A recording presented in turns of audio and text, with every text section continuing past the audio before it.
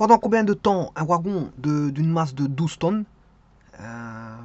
doit-il être poussé pour qu'il atteigne, grâce à une force de 160 kg force, la vitesse de 2 mètres par seconde? Calculer le travail nécessaire pour voilà, pousser pendant le temps nécessaire.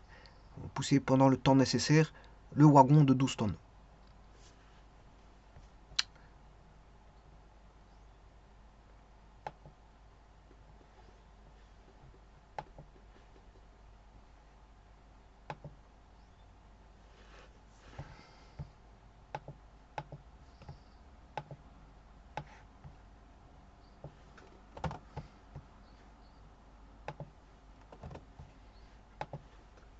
Bon, on va faire un petit dessin. Donc supposons qu'on a notre wagon, que voici, bien sûr avec des roues.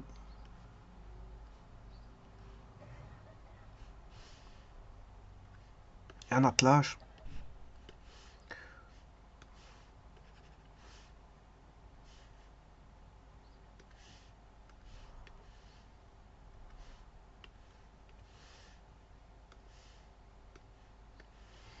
Pendant combien de temps? Donc la masse du wagon est de 12 tonnes. Bon, 12 tonnes, c'est... une tonne, c'est 1000 kilos. Donc ici, il fait 12 000 kilos. Alors, on va tirer ici avec une force de...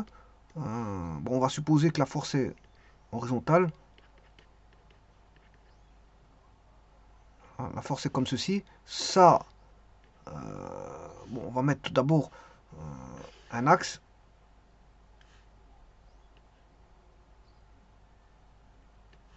Je vais prendre le 0 à partir du début. Ici, 0, un vecteur de base I.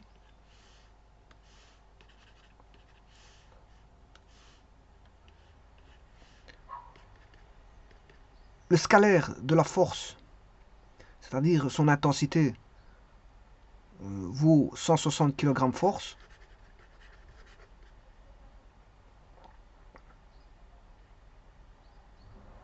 Alors, il faut une force. Alors, la vitesse initiale, elle vaut 0. Hein. Donc, on fait en sorte qu'elle va débuter de 0 mètres par seconde.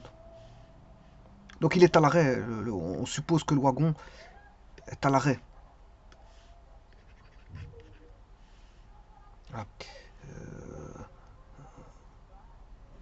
Et alors, bon, on veut qu'il atteigne une vitesse de 2 mètres par seconde. Et ceci, après quel espace aura-t-il 2 mètres par seconde?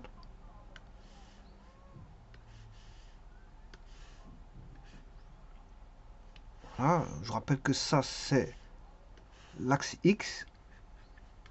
Et donc, quel espace? Ben, on va dire que c'est un X en fonction du temps qu'on va rechercher. Voilà. Pour lequel on aura une vitesse de 2 mètres par seconde. Alors bien sûr, vous aurez compris qu'on a une force pour pousser. Donc c'est une force motrice. Hein. Et cette force motrice vaut la masse fois l'accélération. Tout est... Bien sûr, on va communiquer une accélération comme ceci. La vitesse, elle est comme ceci. Donc c'est une loi du... Comme vitesse et accélération sont dans le même sens, on a un MRUA.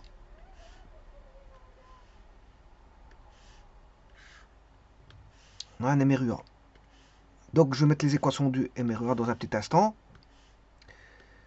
Mais pour trouver le travail, ben, c'est le travail, c'est tout simplement par définition le travail de la force, qui est une force horizontale, même direction que l'axe, et même sens que l'axe des X, donc il n'y a aucun problème. C'est une force motrice. On a la force motrice fois la distance, et la distance bien sûr va aller de 0 à X. Donc la distance c'est ceci. Donc il suffit de faire la force fois le déplacement, mais encore faut-il trouver le déplacement. Le déplacement va être donné relativement par rapport à 0. Il faudra trouver x de t pour lequel on a un temps x par rapport au temps t donné quand on a une vitesse de 2 mètres par seconde. Quand est-ce qu'il sera 2 mètres par seconde? Eh bien, on va mettre toutes les équations et puis on pourra calculer le tout. Les équations, bien sûr, en MRUA. En MRUA, on a la loi de l'espace en fonction du temps, x égale x0 plus v0t plus at carré sur 2. La loi de la vitesse, ça c'est la loi de l'espace. La loi de la vitesse en fonction du temps est égale à v0 plus at, et l'accélération en fonction du temps, elle est constante, elle vaut a, elle est positive.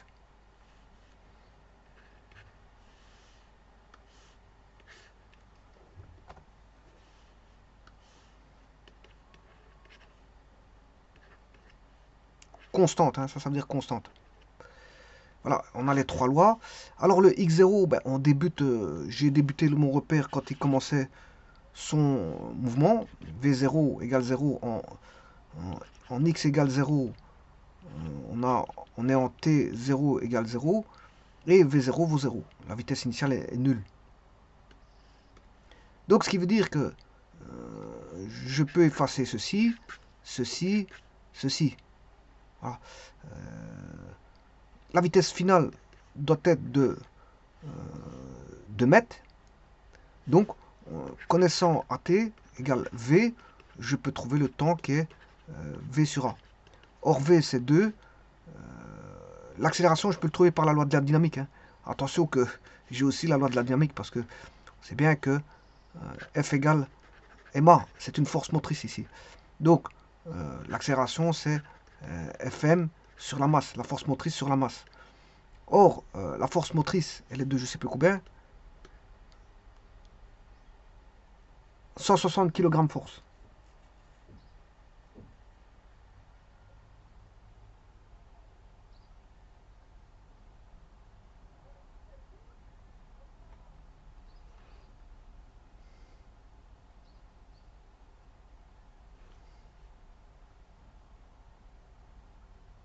Non, ici, attention que c'est pas ça que je dois prendre, c'est le poids.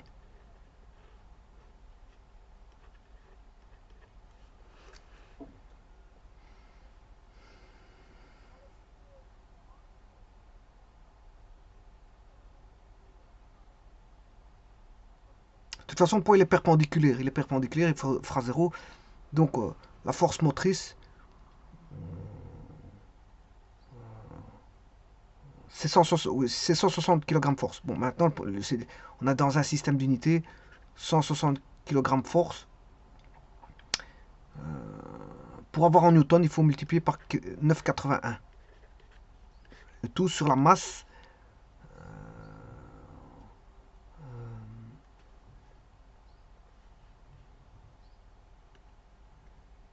12 000 kg. 12 000 kg. Voilà, là j'ai l'accélération. Donc je vais calculer ça. Petit instant. Alors pourquoi j'ai fait fois 9,81? Parce que c'est 160 kg force. Hein. Pour l'avoir en newton, je suis obligé de multiplier par 9,81. C'est comme ça. C'est les unités. Alors le kilogramme force, c'est le système MK'(S) des mécaniciens. Parce que pas confondre le MKS, mètre kilogramme seconde, et MK'(S), mètre kilogramme force seconde. Voilà. Donc ça c'est le système des physiciens et ça c'est le système des mécaniciens. Donc quand je suis en kilogramme force, je suis obligé de multiplier par 9,81 pour avoir en newton.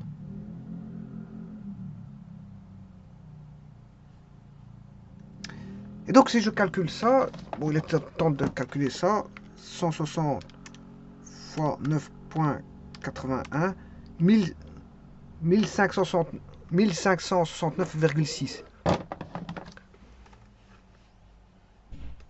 1569,6 divisé par 12 000,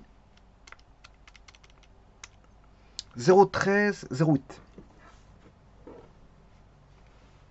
0,1308.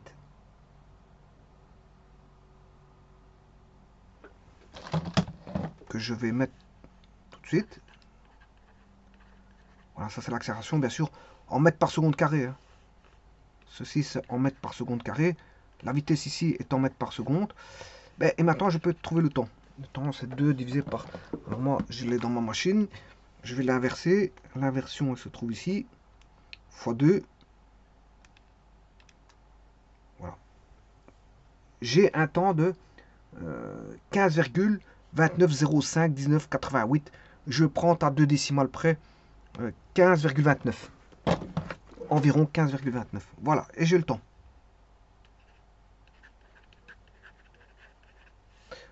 Donc, là, le temps, il a été trouvé.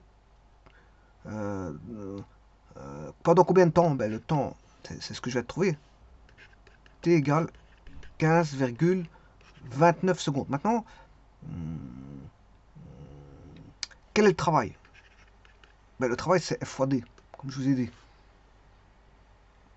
Et maintenant, je n'ai pas la distance, donc il faut que je calcule la distance correspondant au 15,29. La distance parcourue, je peux le trouver en disant, voilà, les 15,29, je sais trouver la distance parcourue qui est ici. Donc je saurais trouver le D. C'est ce qui m'intéresse. Pour trouver le travail, c'est F fois D. Donc je vais rechercher l'équation horaire. X de t est égal x0 plus v0t plus a t carré sur 2. Avec bien sûr t qui vaut 15,29 secondes, bien sûr. Le x0 il vaut 0, v0t il vaut 0. Donc il suffit de remplacer le x à l'instant t égale 15,29. Il sera à il faisait 0,1308. 0,13 fois, enfin 0,1308 c'est le nombre, fois 15,28 au carré, le tout sur 2, et j'aurai le x. Et dès le moment où j'ai le x, ben, de 0 à x, j'aurai d, et je devrais calculer la force motrice fois d pour trouver le travail en joules.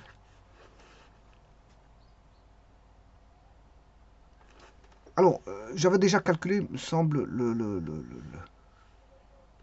la force motrice, elle valait, voilà, 15 000, 1569,6 newtons. 1569,6 newtons que je multipliais par la distance que je calcule dans un petit instant. 15,28 15,29, c'est 15,29. De toute façon, j'ai mis 15,28, mais sur ma machine, j'ai 15,29. Mais je vais quand même le noter ici.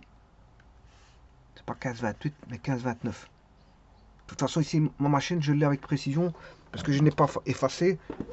Donc, je vais mettre au carré, fois 0,1308, divisé par 2, voilà, 15,29 mètres. 15,29 mètres. Ouais, c'est comme si on avait le temps, et ici la distance vont être la même. Voilà, attention que ça c'est des mètres, hein, alors que ça c'est des secondes. Pas confondre, c'est pas le 15,29 là. Ça c'est des secondes. Et x est en mètres. Et j'ai 15,29 mètres. Donc de 0 à 15,29, ben, ça fait 15,29. Et donc la distance fait 15,29. Et de cette manière-là, je vais trouver le nombre de joules. Il suffit de multiplier 1569,6. J'ai 15,29 fois 1569,6. J'ai 24 000 joules, c'est-à-dire 24 000 joules. C'est qui fait 24 kilojoules.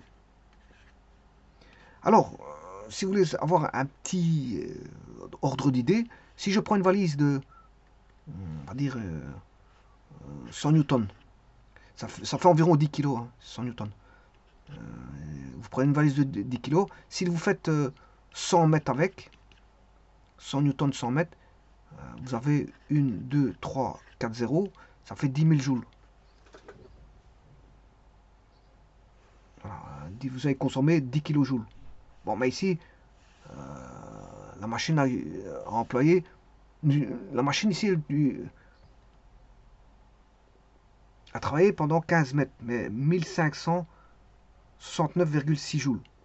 Je m'excuse, 1569,6 newtons, c'est une petite force. Hein. 1500 newtons, c'est l'équivalent, voilà, c'est 160 kg environ, 160 kg. 160 kg sur 15 mètres, c'est 24 000 joules. Alors que 100 newtons, c'est 10 kg, c'est environ 10 kg sur 100 mètres. Ce qui fait 10 000 joules, ça fait 10 kJ.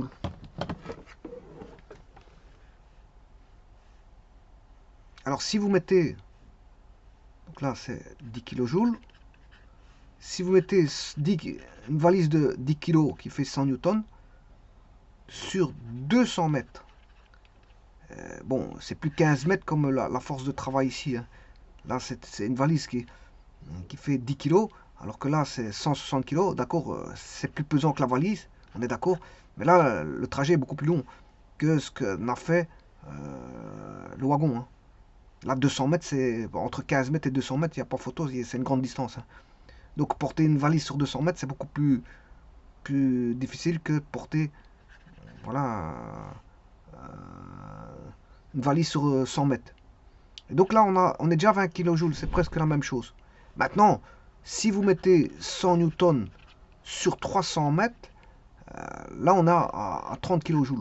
Et là, on dépasse, voilà, le travail effectué pour déplacer le wagon de 12 tonnes sur 15 mètres.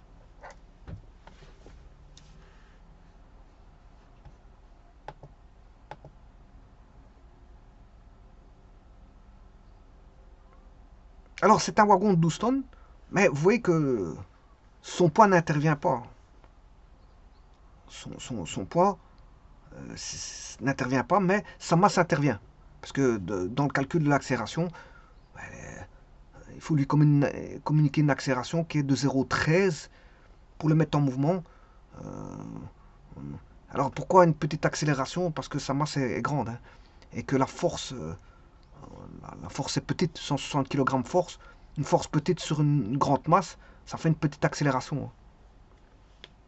On va dire ça comme ça. Donc on a avec 0,13, 0,8 d'accélération en mètres par seconde carré. Pourquoi? Parce que la masse est grande, mais la force appliquée est petite. Donc la masse n'intervient qu'à un seul endroit, enfin la masse du wagon n'intervient qu'ici.